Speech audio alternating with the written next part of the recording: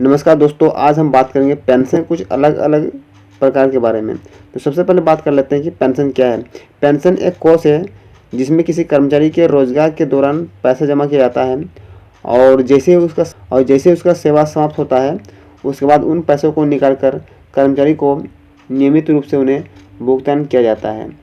इधर ही एक तरफ जहां कर्मचारी का पुरानी पेंशन बहाली यानी कि ओपीएस के लिए आवेदन कर रहे हैं, वहीं दूसरी तरफ all India railway max federation के महासचिव और राष्ट्रीय परिषद के सचिव शिव गोयल मिश्र ने कहा है कि यूपीएस को सभी राज्यों में लागू करना होगा।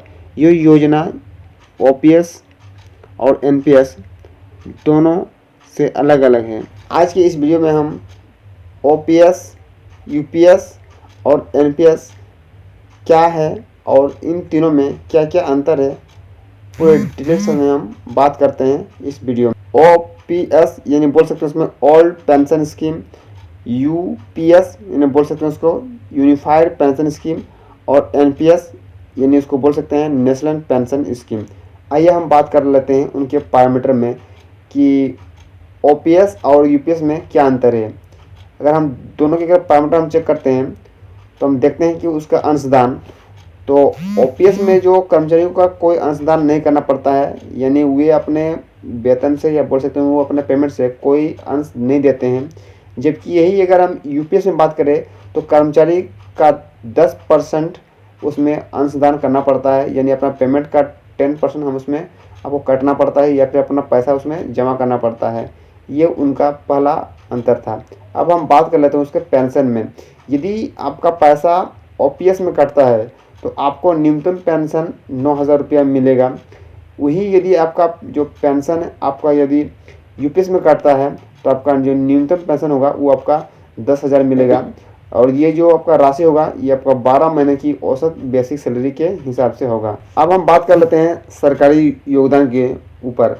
यदि हम ओपीएस में बात करें तो पूरी पेंशन सरकार के खजाने में दी जाती है, जबकि यूपीएस में आपका सरकार का 18.5% अंशदान करती है, जो कि पहले 14% था।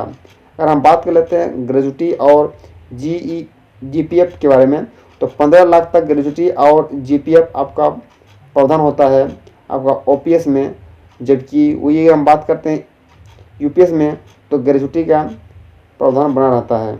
अब हम बात कर लेते हैं थोड़ा महंगाई राहत पर। हर 6 माह पर आपको महंगाई राहत मिलता है आपका ओपीएस में, जबकि महंगाई राहत दी जाती है आपका यूपीएस में भी। अब हम बात कर लेते हैं एनपीएस और यूपीएस में क्या अंतर है। तो सबसे पहले हम बात कर लेते हैं उसका अंशदान का। तो 10% कर्मचारियों का 14% सरकार का योगदान होता है आपका एनपीएस में, जबकि 10% कर्मचारी और 18.5% सरकार का योगदान होता है आपका यूपीएस में।